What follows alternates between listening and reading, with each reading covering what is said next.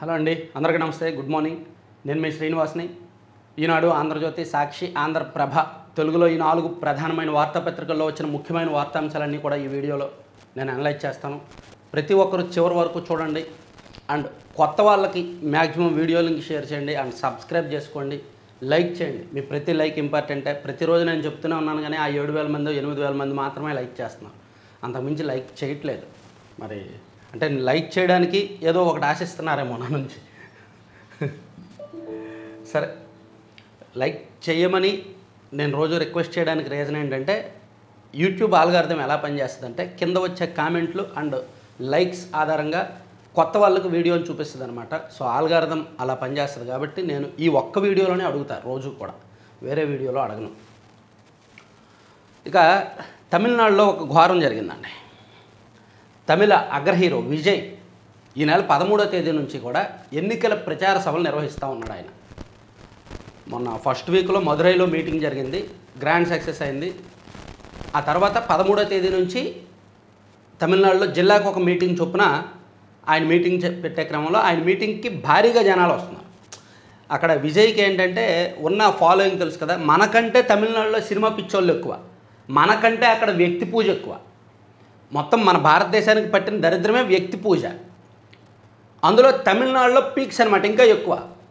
తమిళనాడులో సినిమా వాళ్ళంటే అసలు మెళ్ళ కోసేసుకునేంత అభిమానం, పిచ్చి ఉంటుంది. సో ఆ క్రేజ్ రజనీకాంత్ గారికి ఉండేది, అంతకుముందు ఎంజీఆర్కి, ఆ తర్వాత రజనీకాంత్కి, ఇప్పుడు విజయ్కి ఉంది, ఆ క్రేజ్ ఉంది.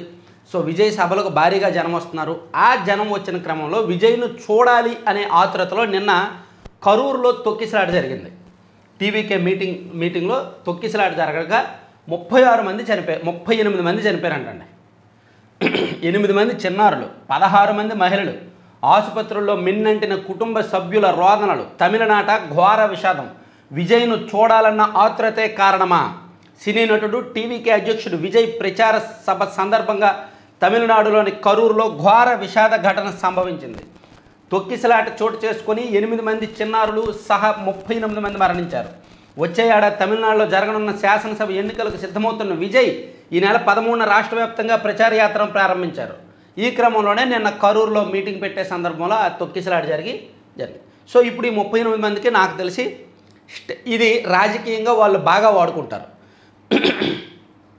ఒకవైపు స్టాలిన్ ఆల్రెడీ ఈ కుటుంబాలను పరామర్శించడానికి రెడీ అవుతున్నారు. ప్రభుత్వం తరపున భారీగానే ఎక్స్గ్రేషియా ఇస్తారు.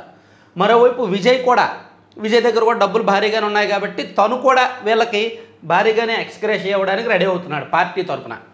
సో దీన్ని కుట్ర కోణం అయితే ప్రస్తుతానికి బయటకు రాలేదు, వచ్చే అవకాశాలు ఉన్నాయి. ఎందుకంటే మనకంటే చెత్త రాజకీయాలు తమిళనాడులో ఉంటాయి, ఈ మధ్య తగ్గాయి. ఈ మధ్య మనమే దేశంలో టాప్ మోస్ట్లో ఉన్నాం చెత్త రాజకీయాలు చేయడంలో. మేబీ ఈ ఇన్సిడెంట్ వాళ్ళు ఎలా వాడతారు అనేది ఈరోజు రేపట్లో తెలుస్తుంది అనమాట. ఈవెన్ అన్ని పత్రికల్లో కూడా ఇదే. కన్నీటి కరూర్ విజయ్ సభలో పెను విషాదం. కన్నీటి కరూర్ తొక్కిసలాటలో 38 మంది దుర్మరణం, 100 మందికి పైగా క్షతగాత్రులు, పలువురి పరిస్థితి విషమం. కరూరులో టీవీకే ప్రచార సభ, ఉదయం నుంచే జనం పడిగాపులు. 4 గంటల ఆలస్యంగా వచ్చిన విజయ్, ఇరుకు రోడ్డులో కిక్కిరిసిన జనం, సభ ముగియగానే అదుపు తప్పిన పరిస్థితి, గోడలు చెట్లపై నుంచి దూకిన జనం, ఒకరి మీద ఒకరు పడి తొక్కిసలాట. హుటాహుటిన కరూరుకు సీఎం స్టాలిన్, రిటైర్డ్ హైకోర్టు జడ్జితో విచారణ. ఇక్కడ ఇరుకు రోడ్లలో మీటింగులు పెడితే జనం భారీగా కనిపిస్తారు అని ప్రశాంత్ కిషోర్ అనే వ్యక్తి 2019కి ముందే ఇంట్రడ్యూస్ చేశారనమాట. అంటే సాధారణంగా ఈ పొలిటికల్ పార్టీస్ మీటింగ్స్ ఎలా ఉంటాయంటే, ఒకప్పుడు ఎన్టీఆర్ గారో లేదా చంద్రబాబు గారో లేదా రాజశేఖర రెడ్డి గారో ఎలా పెట్టేవాళ్ళంటే, ప్రతి ఊర్లో ఒక పెద్ద జంక్షన్ ఉంటుంది కదా, ఇటు 4 రోడ్ల జంక్షన్ అట్లా ఉంటుంది. ఇటువంటి చోట మీటింగ్లు పెడతారు, ఇక్కడ మీటింగ్ పెడతారు. సో 4 వైపుల నుంచి జనం వస్తారు, చూస్తారు. ఓకే, దానికి మినిమం 60 ఫీట్ రోడ్డు ఉండేలా చూసుకుంటారు, 60 అడుగుల రోడ్డు ఉండేలా చూసుకుంటారు. కానీ ఈ ప్రశాంత్ కిషోర్ అనేవాడు వచ్చాక ఏం చేశాడంటే, జనాలను ఎక్కువ మందిని చూపించడానికి ఇలా ఇరుగ్గా ఉంటుంది, 40 ఫీట్ రోడ్డో 30 ఫీట్ రోడ్డో ఉంటుంది, చాలా ఇరుకు రోడ్లు ఉంటాయన్నమాట. అటువంటి చోట ఇదిగో ఇక్కడ మీటింగ్ జరుగుద్ది. సో ఇటు జనం ఉంటారు, ఇటు జనం ఉంటారు, ఎటు చూసినా జనం భారీగా ఉంటారు, డ్రోన్ కెమెరాలతో షూట్ చేసుకోవచ్చు. సో ఇటువంటి ఇరుకు రోడ్లలో మీటింగ్ పెడితే జనం భారీగా కనిపిస్తారు. 10,000 మంది వచ్చినా 20,000 మందిగా చూపించవచ్చు అనే ఒక దరిద్రగొట్టు వ్యూహాన్ని ఆయన కనిపెట్టాడు. జగన్మోహన్ రెడ్డి గారి పాదయాత్రలో అదే ఇంప్లిమెంట్ చేశారు. ఈవెన్ గతంలో 2021 ఎన్నికల్లో స్టాలిన్ కావచ్చు, ఆ తర్వాత మమతా బెనర్జీ కావచ్చు, ఇప్పుడు విజయ్ కావచ్చు, వీళ్ళందరూ అదే ఫాలో అవుతున్నారనమాట. అసలు మీటింగ్స్కి ఏ ప్లేస్ ఉండాలి, ఏ ప్లేస్ ఉండకూడదు అనేది ఒక పెద్ద చట్టం తయారు చేయాలి. అవసరమైతే సుప్రీంకోర్టే ఆదేశాలు ఇవ్వాలి. మీటింగ్ ఒక రాజకీయ పార్టీ ఇలా ఇంతమందిని ఇన్ఫ్లుయెన్స్ చేయగలిగే, ఇంత భారీ స్థాయిలో మీటింగ్ పెట్టగలిగే వ్యక్తి క్రౌడ్ పుల్లర్స్ మీటింగ్ పెట్టినప్పుడు ఖచ్చితంగా రోడ్ల మీద పెట్టకూడదు, ఊర్లలో పెట్టకూడదు, ఊరికి దూరంగా బహిరంగ సభలు పెట్టుకోవాలి అనే ఒక చట్టం తేవాలి. లేకపోతే మాత్రం ఈ దరిద్రాలు ఆగవు మనకి. అక్కడ ఎక్కడని కాదు, ఎక్కడైనా జనం చచ్చిపోవడం ఏంటండి? అసలు ఆర్సీబీ కప్పు గెలిస్తే అది చూడడానికి వెళ్ళి జనం చచ్చిపోవడం ఏంటి? తిరుమల వెంకటేశ్వర స్వామి దగ్గరికి వెళ్ళి స్వామిని చూడడానికి వెళ్ళి జనం చచ్చిపోవడం ఏంటి? ఇక్కడ ఒక రాజకీయ పార్టీ మీటింగ్ పెడితే వాడిని చూడడానికి వెళ్ళి జనం చచ్చిపోవడం ఏంటి? ఎలా అసలు వ్యక్తి పూజ, భక్తి, మూఢత్వం జనంలో పెరిగిపోతుంది. సారీ, ఈ విషయం కొంచెం ఎక్కువ మాట్లాడుతున్నాను, కానీ మనుషులు ఎందుకు ఇలా తయారవుతున్నారనే ఆవేదన ఉంది, అందుకని అలా మాట్లాడే ఎక్కువసేపు. సారీ. ఇక 4న ఆటో డ్రైవర్లకు ఆర్థిక సాయం అంటండి. ఆటో డ్రైవర్లు దాదాపుగా 3,10,000 మందికి 15,000 చొప్పున ఇవ్వబోతున్నారు. కాదు 2,90,234 మందికి 15,000 చొప్పున ఇవ్వబోతున్నారు. 435 కోట్లు ఖర్చు చేస్తున్నారు. గత ప్రభుత్వం 12,000 మాత్రమే ఇవ్వగా తాము 15,000 ఇస్తున్నామని. అంతేగా, వాళ్ళు 10,000 ఇస్తే మీరు 12,000 లేదా 15,000, వాళ్ళు 15,000 ఇస్తే మీరు 18,000, వాళ్ళు 20,000 ఇస్తే మీరు 25,000. అందుకే వాళ్ళు 10 లక్షల కోట్ల అప్పులు చేశారుగా, మీరు 12 లక్షల కోట్ల అప్పులు చేసేయండి. చేస్తున్నారుగా ఆల్రెడీ. ఇక దీపావళి ముందే పేదలకు 3 లక్షల ఇల్లు, ఊపిరి ఉన్నంత వరకు పేదల కోసమే పనిచేస్తా, ఊపిరి ఉన్నంత వరకు పేదల కోసమే పనిచేస్తా. What a dialogue, sentimental and emotional dialogue. శాసనసభలో సూపర్ 6 పై చర్చలో ముఖ్యమంత్రి చంద్రబాబు ఎమ్మెల్యేలు వ్యక్తిగత అజెండాతో మాట్లాడితే అభివృద్ధికి ఆటంకం ఏర్పడుతుందని వ్యాఖ్య. 923 కోట్ల విద్యుత్ ఛార్జీలు తగ్గింపు, నవంబర్ నుంచి వినియోగదారులకు సర్దుబాటు. పెంచితే 6,000 కోట్లు 7,000 కోట్లు పెంచండి, తగ్గించినప్పుడు 100 కోట్లలో తగ్గించండి. సర్లే, తగ్గించడం ఒక రకంగా పుణ్యమేలే. విద్యుత్ ఛార్జీల బాధ నుంచి వినియోగదారులకు కూటమి ప్రభుత్వం ఊరట కల్పించింది. 923 కోట్ల విద్యుత్ ఛార్జీలను ట్రూ డౌన్ తగ్గించింది. ఆ మొత్తాన్ని వినియోగదారులకు అప్పటి వినియోగం లెక్కల ఆధారంగా సర్దుబాటు చేయనుంది. ఇదో పెద్ద, ఈ మాయలో పడద్దు, ఈ బుట్టలో పడద్దు చెప్తున్నా. ఏంటి నేను విమర్శించానని పనిగట్టుకొని విమర్శిస్తున్నానని కూడా అనుకోవద్దండి. పెంచే ముందు తగ్గిస్తారంతే, లేదా పెంచేసి తగ్గిస్తున్నారు అంతే. ఇదేదో పెద్ద జనాలకి ఇచ్చే వరం కాదు. అనూహ్యంగా మీకు రావాల్సిన 1,000 రూపాయలు రావాల్సిన కరెంట్ బిల్ 2,000 వచ్చింది అనుకోండి. ఒక 5-6 నెలలు మీరు 2,000 చొప్పున కట్టారనుకోండి, మీ మైండ్, మీ బాడీ మొత్తం మీరు అలవాటు పడిపోతారు 2,000 కట్టడానికి. సడన్గా ఒక 200 తగ్గి 1,800 కడితే అమ్మయ్య 200 కరెంట్ బిల్ తగ్గింది, అమ్మయ్య 1,800 కడుతున్నాం అని అనుకుంటారు. కానీ పెరిగిన అరే 1,000 రూపాయలది నేను 1,800 కడుతున్నామని మర్చిపోతారు. 2,000ది 1,800 కడతామనే ఉంటారు. అదే పెంచుతారు. ఆల్రెడీ కూటమి ప్రభుత్వం వచ్చాక 2 సార్లు పెంచారు. సో ఇది 928 కోట్లు తగ్గిస్తున్నారు, ట్రూ డౌన్ చేస్తున్నారు. పెంచినప్పుడు మాత్రం 7,000 కోట్లు అండ్ 9,000 కోట్లు 2 సార్లు పెంచారు. 15,000 కోట్లు పెంచారు, 928 కోట్లు తగ్గిస్తున్నారు. ఇంకో 12,000 కోట్లు పెంచడానికి రెడీ అవుతున్నారు. డెస్కమ్లు ప్రపోజ్ చేశాయి. ఇదంతా కూడా ఒక మాయ. ఈ మాయా ప్రపంచంలో నేనైతే పడను, మీరు ఎవరైనా పడితే పడండి.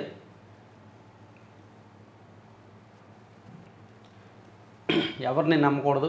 ఇక 2022లో జారీ చేసిన జిల్లా జడ్జీల సీనియారిటీ జాబితా రద్దు. హైకోర్టు కీలక తీర్పు. కొత్త జాబితాను 4 నెలల్లో రూపొందించాలి. అప్పటి వరకు పదోన్నతులు వద్దు. రిజిస్ట్రీకి ధర్మాసనం ఆదేశం. 2015వ సంవత్సరం నోటిఫికేషన్కి సంబంధించి జిల్లా జడ్జీల సీనియారిటీ నిర్ణయిస్తూ 2022 జనవరి 5న హైకోర్టు రిజిస్ట్రీ ఇచ్చిన ప్రొసీడింగ్స్ను వాటిని నోటిఫై చేస్తూ రాష్ట్ర న్యాయశాఖ 2022 మార్చి 11 ఇచ్చిన జీవో 13 రద్దు చేస్తూ హైకోర్టు ధర్మాసనం కీలక తీర్పు వెలువరించింది.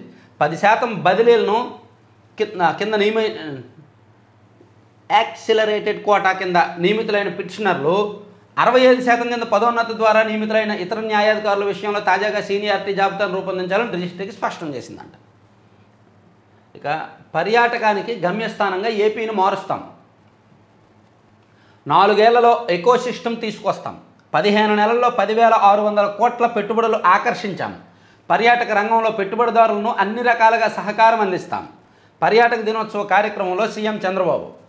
సో పర్యాటకాన్ని కూడా పారిశ్రామిక రంగంగా మార్చి పారిశ్రామిక వర్గాలకు ఇచ్చే రాయితీలనే పర్యాటక వర్గాలకు కూడా ఇస్తూ టూరిజంని బాగా డెవలప్ చేస్తున్నారు. అందుకే మనకి కొత్త హోటల్స్, కొత్త రిసార్ట్స్ కొత్తగా రాబోతున్నాయి. నేను కూడా చెప్పాను, అందుకే మన ఆంధ్రప్రదేశ్ని గోవాగా మార్చేయండి, తప్పు లేదు. ఒక వీడియో కూడా చేశాను, ఆంధ్రాను గోవాగా మారిస్తే వచ్చే లాభాలు ఏంటి అనేది. సో 15 నెలల్లో 103 పర్యాటక ప్రాజెక్టులకు ఒప్పందాలు చేసుకున్నాము. 10,600 కోట్ల పెట్టుబడులను తీసుకొచ్చాము. 50,000 గదులు, 10,000 హోమ్ స్టేలను అందుబాటులోకి తీసుకురాబోతున్నాము. అరకు వ్యాలీ, కోనసీమ, విశాఖ, తిరుపతి, రాయలసీమలో ఉన్న హోమ్ స్టేలను వినియోగించుకుంటామని సీఎం గారు చెప్పారు. బాగుంది. యాడ్లు ఎక్కువైపోతుంది.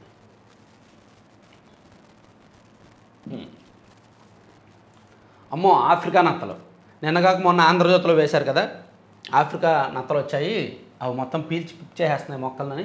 ఇక్కడ కూడా చూడండి, దీనిలో కూడా వేశారు. అమ్మో ఆఫ్రికా నత్తలు, పంటలపై దాడి, రాత్రికి రాత్రి నష్టం, ఒక్క మొక్కల ద్వారా కేరళ నుంచి రాష్ట్రంలోకి. ఆఫ్రికా నత్తలు రైతులకు పెను విపత్తుగా మారాయి. కేరళలో కొన్నేళ్లుగా అన్నదాతల పాలిట మహమ్మారిగా తయారైన నత్తలు ఇప్పుడు ఆంధ్రప్రదేశ్కు చేరాయి. బొప్పాయి, ఇతర తోట పంటలను రాత్రికి రాత్రే నమిలేస్తున్నాయి. పార్వతీపురం, మన్యం, తూర్పుగోదావరి, పశ్చిమ గోదావరి సహా వివిధ ప్రాంతాల్లో వీటి ప్రభావం తీవ్రమవుతోంది. నత్తల్లో 60,000 జాతులు ఉంటాయని అంచనా. మనకు కనిపించేవి తెల్ల నత్తలు, చిన్నగా ఉంటాయి, పంటలకు నష్టమేమీ ఉండదు. ఇప్పుడు వణికించేది ఆఫ్రికా నత్తలు, పెద్దగా ఉంటాయి, 3 నుంచి 8 అంగుళాలు పెరుగుతాయి. ఇవి దాడి చేస్తే రాత్రికి రాత్రి పంట నాశనమే.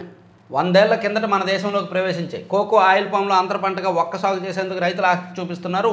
మొక్కలను కేరళ నుంచి దిగుమతి చేసుకుంటున్నారు. వాటి ద్వారా నత్త పిల్లలు, గుడ్లు రాష్ట్రంలోకి వస్తున్నాయి.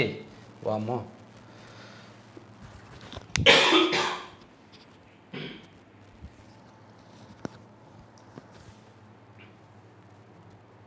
సో నివారణ ఎలా చేయాలి అనేది కూడా ఇచ్చారు.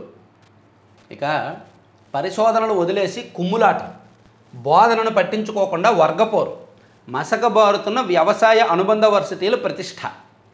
కూటమి ప్రభుత్వం వచ్చినా నడిపించేది వైకాపా మద్దతుదారులే. 15 నెలలు గడుస్తున్నా ఉపకులపతుల నియామకాలు లేవు. సిగ్గుచేటు. ప్రభుత్వం వచ్చి 15 నెలలు 16 నెలలు అవుతున్నా ఇంకా ఉపకులపతుల నియామకాలు లేకపోవడం.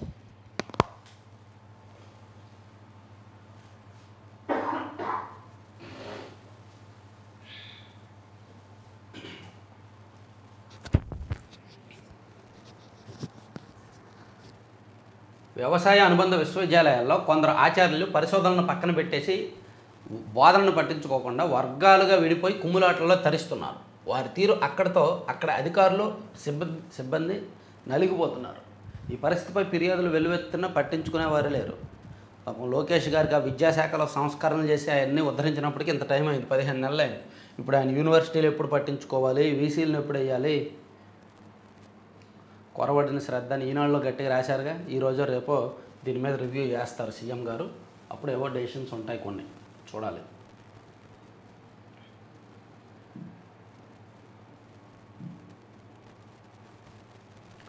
ఉప్పొంగిన వాగులు, స్తంభించిన రాకపోకలు, ఎడతెరుపు వర్షం.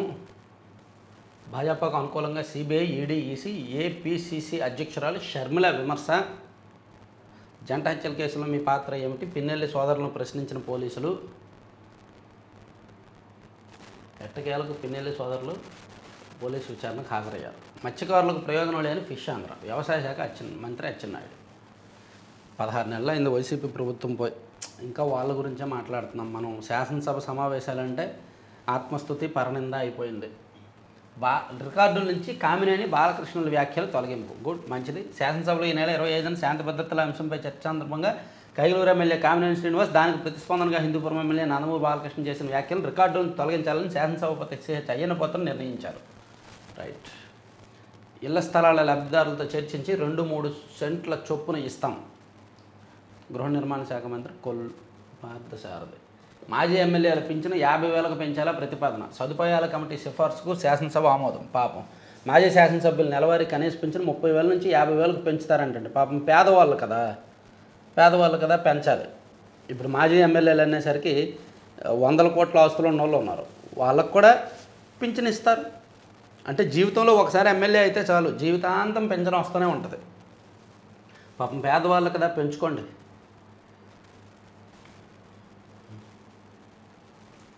నిజానికి ఎమ్మెల్యేలు ఎవరికి వాళ్ళు స్వచ్ఛందంగా వదులుకోవచ్చు కదా, జీతాలు వదులుకోరు. అంత త్యాగమూర్తులు ఎవరు లేరు. రాజకీయ హత్యలు నియంత్రించాలన్నదే ఉద్దేశం. చంద్రయ్య కుటుంబాన్ని ఆదుకోవడం బాధ్యత. ఫ్యాక్షన్ అరికట్టింది తెదే పని. మండలిలో సవరణ బిల్లు ప్రవేశపెట్టిన కేశవ్, అడ్డుకున్న వైకాపా. మాచర్ల నియోజకవర్గంలో చంద్రయ్య ఉన్నారు కదా, ఆ చంద్రయ్య కుమారుడికి ప్రభుత్వ ఉద్యోగం ఇవ్వాలి అంటే చట్ట సవరణ చేయాలి. ఆ చట్టాన్ని సవరణకు ఆల్రెడీ క్యాబినెట్లో ఆమోదించారు అండ్ శాసనసభలో ఆమోదించారు. దాన్ని శాసన మండలికి తీసుకొచ్చేసరికి శాసన మండలిలో నిన్న ఆ చర్చను వైసీపీ అడ్డుకుంది. మీరు అవసరమైతే పార్టీ పరంగా ఆర్థిక సాయం చేయండి, ఇంకో రకంగా సాయం చేయండి, కానీ ప్రభుత్వ ఉద్యోగం ఇస్తామంటే మేము ఊరుకోమని చెప్పి బొత్స సత్యనారాయణ గారు చెప్పి ఆ బిల్లును ఆమోదించకుండానే సభను నిరవధిక వాయిదా వేశారన్నమాట. రెండో రోజు మండలిలో ప్రోటోకాల్ రగడ. ప్రోటోకాల్ అంశం మండలిలో రెండో రోజు గందరగోళానికి దారితీసింది. శనివారం ఉదయం శాసనసభ ప్రారంభమైన వెంటనే ప్రోటోకాల్ నిబంధనలపై మేరకు చైర్మన్ గౌరవం ఇవ్వడం లేదంటూ వైకాపా ఎమ్మెల్సీలు నిరసనకు దిగారు. నిజమే, ఈ విషయంలో కూటమిదే తప్పు. శాసనసభ స్పీకర్ గారికి ఎంత ప్రోటోకాల్ ఉంటుందో మండలి చైర్మన్కి అంతే ప్రోటోకాల్ ఉంటుంది. ఇక ఎమ్మెల్సీలు అంటే వివక్ష, క్యాంటీన్లో ఆహార నాణ్యతలోనూ తేడా మండలిలో ప్రస్తావించిన బొత్స. ఇది కొంచెం వెరైటీగా విడ్డూరంగా ఉందండి, కానీ సీరియస్ అంశమే. శాసనసభలో ఒక రకమైన క్వాలిటీ ఉంటుందంట శాసనసభ క్యాంటీన్లో, శాసన మండలి క్యాంటీన్లో ఒక రకమైన క్వాలిటీ ఉంటుందంట. శాసనసభలో కాఫీ టీ బాగుంటున్నాయంట, శాసన మండలిలో అవి బాగోట్లేదంట. అది రెండు చోట్ల ఒకే కాంట్రాక్టర్, మళ్ళీ ఎన్నిసార్లు చెప్పినా వినట్లేదంట.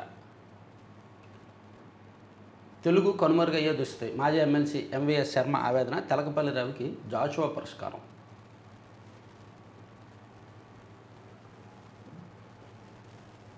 సరే, ఇవన్నీ పక్కన పెడదాం. ఈనాడు సాక్షికి వెళ్తే, సాక్షిలో తమిళనాడులో ఘోరమని విజయ్ ప్రచార సభ మీటింగ్ అక్కడ వేశారు. ఇక్కడ పోలీస్ బలుపుపై హైకోర్టు ఫైర్ అని ఒక సీరియస్ ఇష్యూని రాశారండి.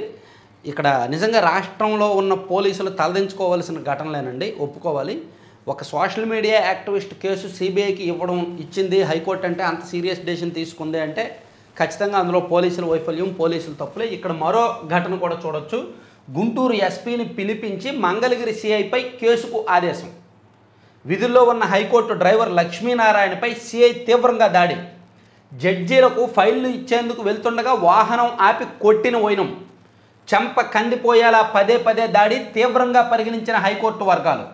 తమ ఉద్యోగిపై చెయ్యి వేయడం అంటే హైకోర్టుపై చెయ్యి వేయడమేనని వ్యాఖ్య. న్యాయస్థానం పిలుపుతో తెల్లారి ఉదయమే హైకోర్టుకు వచ్చిన ఎస్పీ. హైకోర్టు డ్రైవర్నని లక్ష్మీనారాయణ చెప్పినా పట్టించుకోని పోలీసుల దాడిపై హైకోర్టులో కీలక వ్యక్తిని కలిసిన జడ్జీల డ్రైవర్లు. లక్ష్మీనారాయణ ఫిర్యాదు మేరకు కేసు నమోదు చేసిన మంగళగిరి పోలీసులు. కానీ నిందితుల జాబితాలో సిఐ అని మాత్రమే రాసి అతి తెలివి ప్రదర్శన. అంటే అక్కడ సిఐ అని రాశారు, పేరు రాయలా, ఏ సిఐ అనే పేరు రాయలా. తీవ్ర స్థాయిలో హైకోర్టు స్పందించడంతో సిఐ శ్రీనివాసరావు అని చేర్చారు. నువ్వేంట్రా డ్రైవర్ నా కొడుకువి అంటూ అక్కడ తీవ్రంగా మందలిస్తూ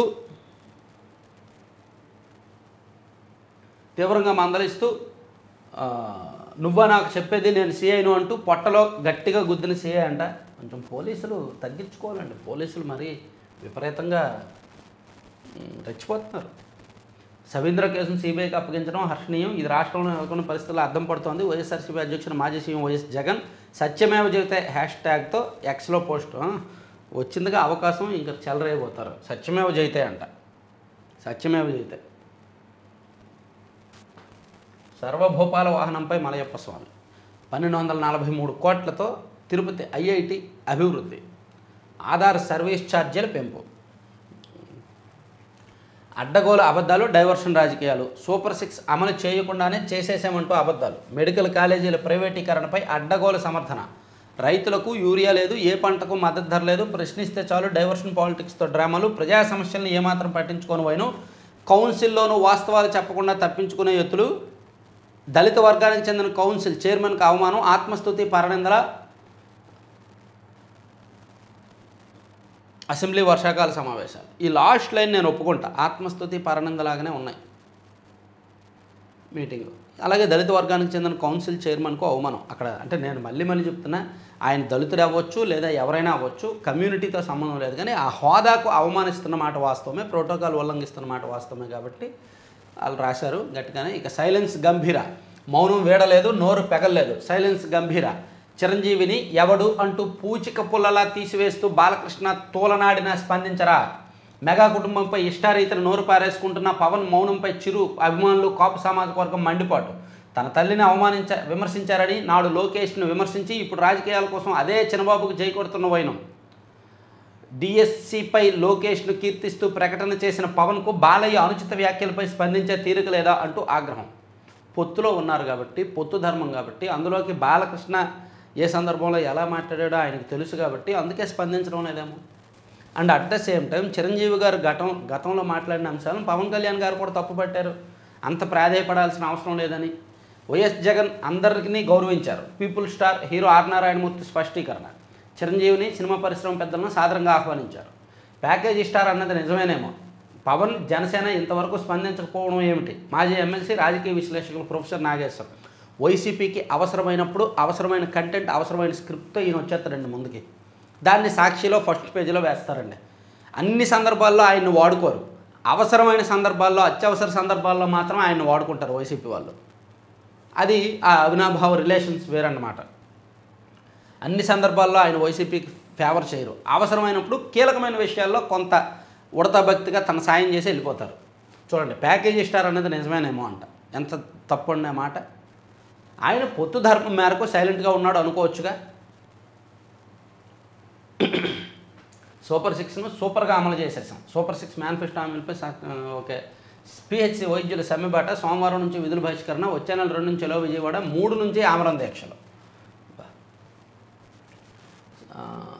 సరిహద్దులో అనంత శస్త్ర ఘర్షణ. 30,000 కోట్ల ప్రాజెక్టుకు రక్షణ శాఖ పచ్చజెండా. డిఆర్డీఓ అభివృద్ధి చేసిన స్వదేశీ క్షిపణి వ్యవస్థ. ఓకే. ఉద్యోగులపై చిన్నచూపు ఎందుకు? 4 డిఏలు ఐఆర్ ఇవ్వాల్సి ఉంది. పిఆర్సీ ఊసేలేదు. 30,000 కోట్ల బకాయిలు చెల్లించాలి. రాష్ట్ర వ్యాప్తంగా ఆవేదనలో ఉద్యోగులు. ఉద్యమ బాట పట్టకముందే సమస్యలు పరిష్కరించాలి. రెవెన్యూ అసోసియేషన్ అధ్యక్షుడు బొప్పరాజు వెంకటేశ్వర్లు, ఏపీజేఏసీ అమరావతి సెక్రటరీ వల్లిశెట్టి దామోదర్. అంతేలే, ఉద్యోగ సంఘాలు ఉన్నదే ఇవన్నీ మాట్లాడడానికి కదా. ఇవన్నీ మాట్లాడితేనే పేపర్లో హైలైట్ చేస్తారు, మీ పేర్లు బయటకు వస్తాయి. గత ప్రభుత్వం ఉన్నప్పుడు మాట్లాడలేకపోయారు, ఎందుకంటే కేసులు పెడతారని భయం. ఈ ప్రభుత్వం కొంచెం ఫ్రీడమ్ ఇచ్చింది కదా, సో మాట్లాడుతున్నారు. ఫ్రీడమ్ ఆఫ్ స్పీచ్ను వాడుకుంటున్నారు. తమిళనాడులో ఘోరం. ఉద్యోగులపై చిన్నచూపు ఎందుకు? కిడ్నీలో 1820 రాళ్ల తొలగింపు. క్లిష్టమైన ఆపరేషన్ విజయవంతం. Urologist doctor Ramprasad Reddy. అమ్మో, కిడ్నీలో 1820 రాళ్ళ ఉన్నాయా? ఓకే, సాక్షి పక్కన పెట్టేద్దాం. ఆంధ్రజ్యోతిలో ఇది అయిపోయింది. చెప్పాము, చేసి చూపిస్తున్నాం. ఇది ఓకే. తర్వాత చంద్రయ్య కుటుంబ ఉద్యోగ బిల్లుకు వైసీపీ అడ్డు. మండల్లో విపక్షం తీవ్ర రభస. బాధితులకు భరోసా ఇవ్వడమే ఉద్యోగం ఇవ్వాలని నిర్ణయించాం. ఫ్యాక్షన్ ఆపాలన్నదే లక్ష్యం. ప్రభుత్వం పక్షాన మంత్రి వెల్లడి. హత్యలు పెరుగుతాయి. విపక్షం. మండల్లో కేసు వర్సెస్ బొత్స. డివిజన్ కోరిన వైసీపీ సభ్యులు. బిల్లు రిజర్వ్ నిరవధిక వాయిదా. విద్యుత్ ఛార్జీల్లో భారీ ఊరట. ఇక నుంచి ట్రూ డౌను. తొలిసారి తగ్గనున్న ట్రూ అప్ భారం. 923 కోట్లు వినియోగదారులకు చెల్లింపు. ఒక 5,000 కోట్లు తగ్గిస్తే అప్పుడు మనం అప్రిషియేట్ చేద్దాం, పొగుడుదాం, భారీ ఊరట అందాం. అప్పుడు వరకు నేను భారీ ఊరట అన్నండి. ఇక వైసీపీ హయాంలో అడ్డగోలుగా కొనుగోలు, వాటిని కట్టడి చేసిన కూటమి ప్రభుత్వం. త్వరలో 1059 కోట్లు ట్రూ డౌన్. ఓకే, అలా ఒక 5 విడతలు 5,000 కోట్లు తగ్గించండి, అప్పుడు మాట్లాడదాం. 2,000 వస్తున్న కరెంటు బిల్లు ఒక 1,300కో 1,400కో తీసుకురండి, అప్పుడు మాట్లాడదాం. ఇక విద్యార్థులకు ఫీజుల ఉపశమనం. 400 కోట్లు విడుదలకు ప్రభుత్వం ఉత్తర్వులు. 400 కోట్లు. 4,000 కోట్లు పెండింగ్ ఉంటే 400 కోట్లు ఇస్తున్నారు. ఓకే, సంతోషం. అలా ఇవ్వడం అయినా సరే సంతోషం. 2023, 24, 24, 25 ఫైనల్ ఇయర్ విద్యార్థులకు త్వరలో చెల్లింపు. ఇక 2027 డిసెంబర్ నాటికి పోలవరం రెడీ. వచ్చే జూన్ నాటికి ప్రాజెక్ట్ పనులు కొలిక్కి. ఓకే.